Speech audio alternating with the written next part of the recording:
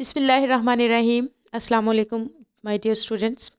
Students, in our previous lesson, you have learnt about subjective poetry and its kinds, and in this particular lesson, you will learn about objective poetry and it's kinds.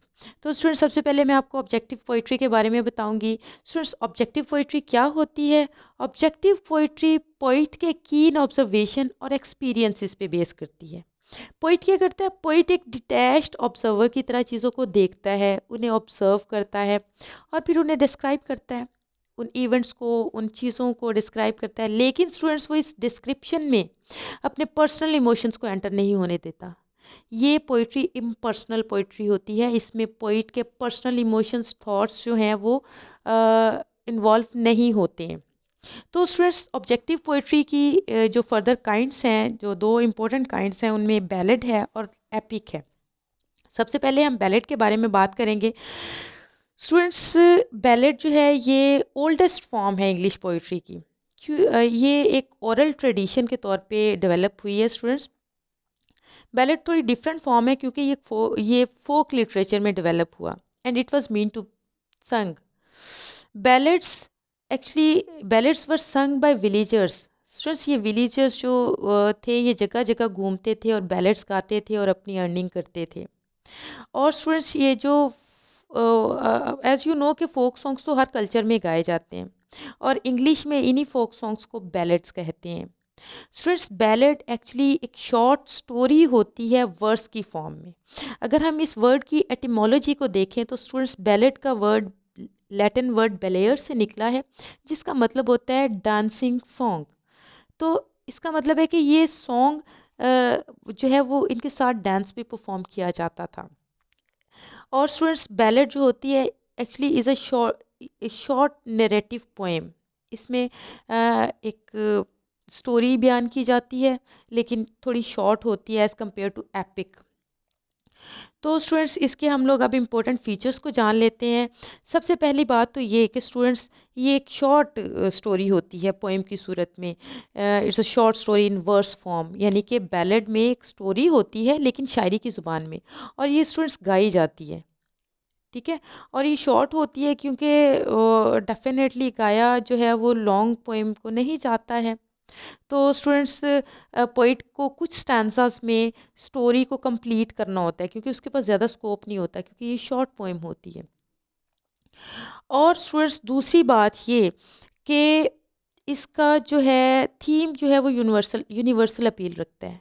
ठीक है। वो किसी particular you can say कि country, particular person, particular community तक limited नहीं होता है, बल्कि इसमें एक यूनिवर्सल अपील होती है, होल ह्यूमैनिटी को डील करता है। फॉर एग्जांपल, हम जॉन कीट्स की पोएम ला बेल डेम सैंस मर्सी को देखें तो स्टूडेंट्स, इसका जो है एक यूनिवर्सल थीम है।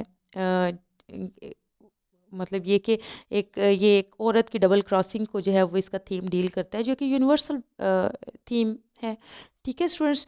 तो उसके बाद इसका दूसरा इंपॉर्टेंट फीचर ये है कि स्टूडेंट्स, बैलेड में कोलोquial लैंग्वेज यूज़ होती है, day to day language use होती है।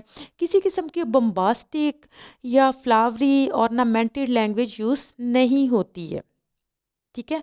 और स्टूडेंट्स, इसका तीसरा इंपॉर्टेंट फीचर ये है कि इसमें एब्रप्ट ओपनिंग होती है। ठीक है, सडन ओपनिंग होती है। समटाइम्स ये जो है क्वेश्चन की फॉर्म में स्टार्ट होता है, यानी कि ओपनिंग, इसकी बिगिनिंग सडन होती है, और यूजुअली इसकी एंडिंग भी स्टूडेंट सडन ही होती है। आप इस ज़रा बैलेट को देखें।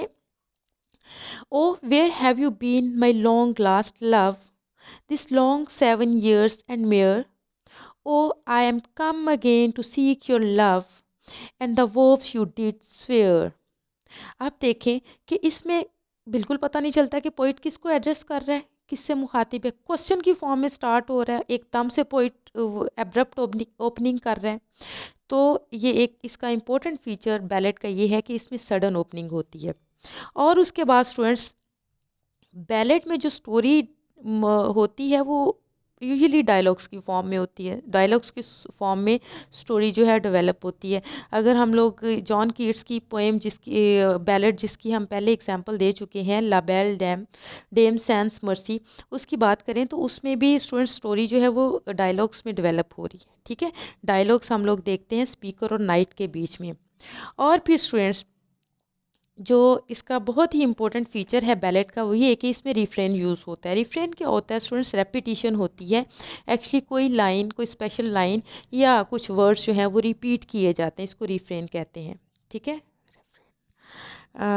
तो स्टूडेंट्स, ये जो रेफ्रेन होता है इसमें वो यूज़ होता है। मसलन आप एक और देखें, द डॉगलेस ट्रेजेडी, इसको अगर हम पढ़ें, oh they rode and and oh they rode on the road and all by the light of the moon until they came to the wan water and there they lighted down. Oh they rode on the road and all by the light of the moon. हम देखें कि इसमें line o the road on the road referent के तौर पे जो है वो रिपीट हो रही है। तो यही रेपिटिशन जो है वो इससे हम इजीली आइडेंटिफाई कर सकते हैं कि ये एक बैलेड फॉर्म है। ठीक है स्टूडेंट्स। तो स्टूडेंट्स, दूसरी बात, इसकी एक और इम्पोर्टेंट फीचर ये है कि इसमें जो है वो बैलेड स्टैंजा यूज़ होता है। ठीक है स्टूडेंट्स। इसको बैलेड मेयर भी कहते हैं। ठीक है। और इसमें जो स्टैंजा फॉर्म होती है स्टूडेंट्स, वो क्वाट्रेन होती है, यानी कि 4 लाइंस का स्टैंजा होता है, जिसमें फर्स्ट और थर्ड लाइन आयम्बिक टेट्रामीटर में लिखी जाती है, यानी कि इसमें 8 सिलेबल्स होते हैं। और सेकंड और फोर्थ लाइन जो है आयम्बिक ट्राईमीटर में लिखी जाती है, यानी कि इसमें 6 सिलेबल्स होते हैं। यानी कि ये बैलेड का जो स्टैंजा फॉर्म है वो एक स्पेसिफिक स्टैंजा फॉर्म है। ठीक है स्टूडेंट्स। और इसके अलावा स्टूडेंट्स, इसमें कुछ सुपर नेचुरल एलिमेंट्स भी यूज़ किए जाते हैं और ट्रेजिक एलिमेंट्स इसमें यूज़ किए जाते हैं। और स्टूडेंट्स, ये यूजुअली इसका थीम जो है वो ट्रेजिक होता है। ठीक है, सीरियस और ट्रेजिक होता है। और स्टूडेंट्स, इसकी जो इम्पोर्टेंट फीचर ये है कि इसमें सिंप्लिसिटी पाई जाती है। ठीक है। इनके स्ट्रक्चर सिंपल होता है, स्टाइल और डिक्शन भी सिंपल होती है। डिक्शन यानी कि लैंग्वेज इसमें सिंपल यूज़ की जाती है, क्योंकि इसमें शॉर्ट स्टोरी बयान की जाती है ना, शॉर्ट स्टोरी बयान की जाती है और वो कॉमन पीपल के लिए होती है, तो डेफिनेटली इसमें लैंग्वेज में सिंपल होगी तो कॉमन लोग इसको समझ सकेंगे। अगर हम जॉन कीट्स के और कॉलरिज के बैलेट्स देखें तो वो बहुत ज़्यादा कंप्रीहेंसिबल और यू कैन से के अंडरस्टैंडेबल हैं। उनकी लैंग्वेज बहुत इजी है, कॉमन मैन के लिए समझना बहुत उसको आसान है। ठीक है। और स्टूडेंट्स, इसके बाद हम डिस्कस करेंगे बैलेट की टाइप्स को। बैलेट की स्टूडेंट्स 2 टाइप्स होती हैं। फर्स्ट टाइप जो है वो फोक या ट्रेडिशनल बैलेट है। ठीक है स्टूडेंट्स। ये एक्चुअली बैलेट की ये ओरल फॉर्म के बैलेट थे। ठीक है स्टूडेंट्स। ये इनके पोइट्स एनोनिमस हैं, उनके बारे में कुछ पता नहीं है, क्योंकि ये एक ओरल ट्रेडिशन की तरह जनरेशन टू जनरेशन जो है वो बाय वर्ड ऑफ माउथ पास होते गए। ठीक है। ये रिटन फॉर्म में नहीं थे। ठीक है। It is a verbal sort of poetry. और दूसरी टाइप है लिटरेरी बैलेट्स की। और स्टूडेंट्स, ये एक्चुअली ट्रेडिशनल बैलेट्स की इमिटेशन ही है, लेकिन डिफरेंस ये है कि ट्रेडिशनल बैलेट्स के जो ऑथर हैं, पोइट्स हैं, वो एनोनिमस हैं, क्योंकि वो एक ओरल ट्रेडिशन थी। किसने गाया सबसे पहले, किस तरह से आगे पास होता गया, वो कोई नहीं जानता। लेकिन जो लिटरेरी बैलेट्स हैं वो डेफिनेटली लिखे गए हैं, उनके ऑथर्स, उनके पोइट्स जो हैं वो नोन हैं। तो ये इनमें बेसिक डिफरेंस है। तो स्टूडेंट्स, इसके बाद हम बात करेंगे एपिक के बारे में। स्टूडेंट्स, एपिक के बारे में जानने के लिए सबसे पहले ज़रूरी है कि हम एपिक वर्ड की एटिमोलॉजी के बारे में जान लें। स्टूडेंट्स, एपिक का वर्ड एक ग्रीक वर्ड है, एपिकोस से निकला है, जिसका मतलब है सॉन्ग या स्पीच। तो स्टूडेंट्स, एपिक एक्चुअली एक लॉन्ग स्टोरी होती है वर्स की फॉर्म में। जैसे हमने बैलेट के बारे में जाना कि बैलेट शॉर्ट स्टोरी होती है वर्स की फॉर्म में, एपिक जो है होती है it's a long story in verse form. ठीक है। तो इसमें क्या, एपिक में और इसमें डिफरेंस क्या होता है students? Epic long story verse की फॉर्म में होती है which deals with lofty theme in grand style and grand language. इसमें थीम भी लॉफ्टी होता है, लैंग्वेज और स्टाइल भी लॉफ्टी होता है, जबकि उसमें लैंग्वेज और स्टाइल सिंपल होता है। ठीक है स्टूडेंट्स, तो एपिक पोइट्री बिल्कुल बैलेड के जैसी होती है, फ़र्क सिर्फ लेंथ और लैंग्वेज का होता है। एपिक की लेंथ ज़्यादा होती है, usually it is divided into 12 books. जैसे कि हम एग्जांपल लें जॉन मिल्टन की पैराडाइज लॉस्ट की, तो वो 12 किताबों में लिखी गई है। It is divided into 12 books.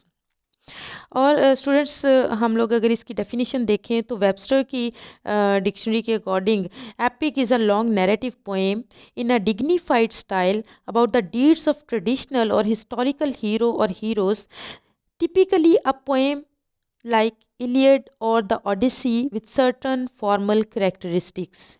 ठीक है, और उसके बाद हम ब्रिटानिका इंसाइक्लोपीडिया की अगर डेफिनेशन देखें तो epic long narrative poem recounting heroic deeds.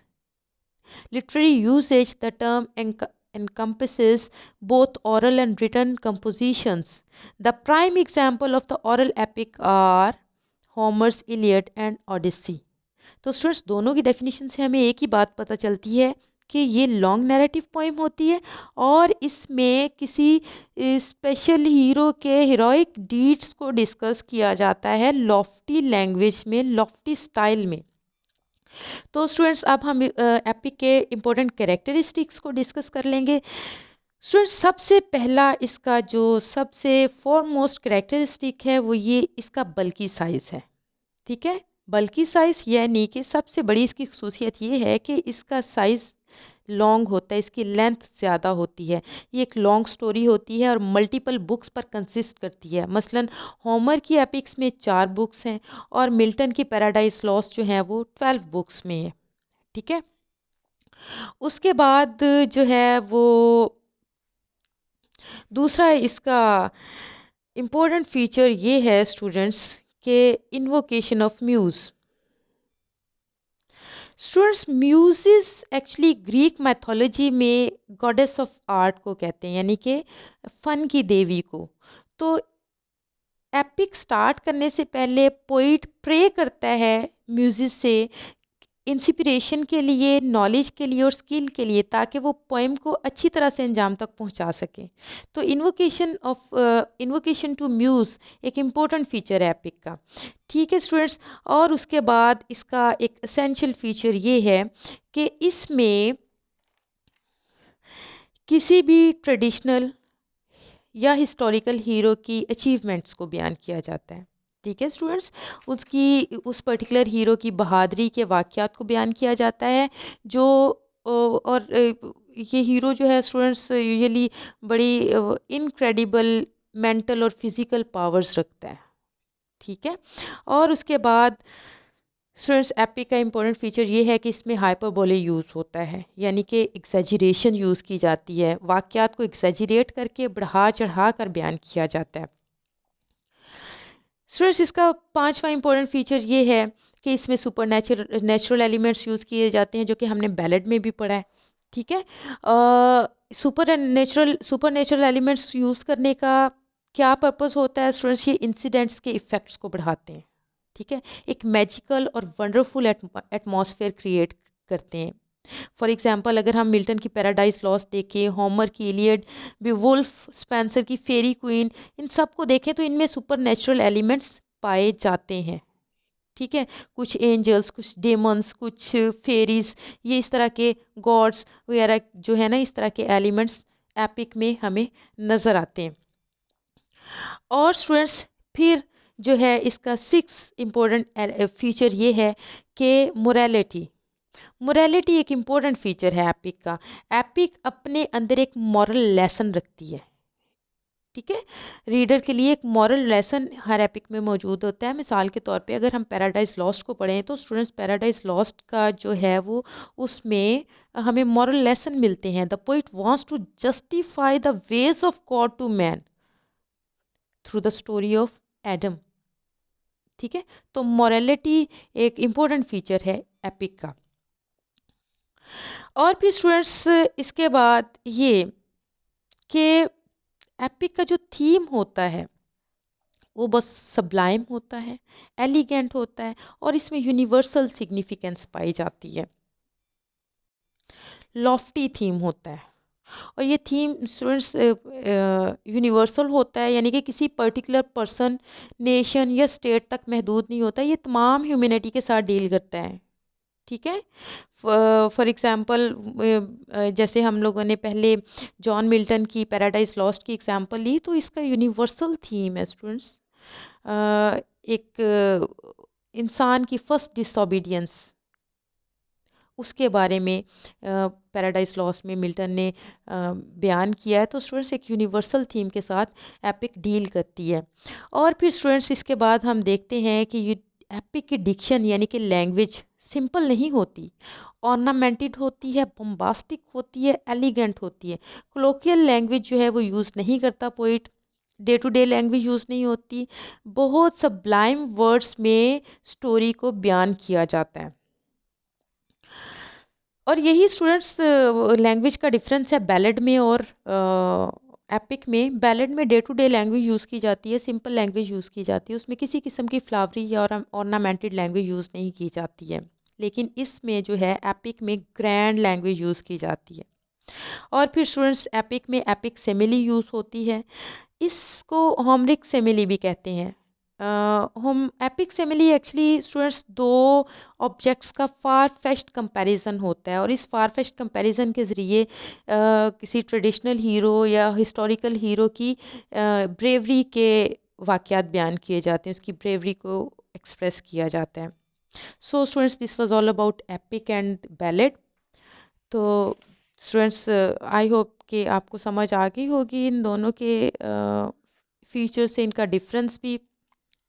तो स्टूडेंट्स नेक्स्ट लेक्चर तक के लिए अपना ख्याल रखिएगा। अल्लाह हाफिज़।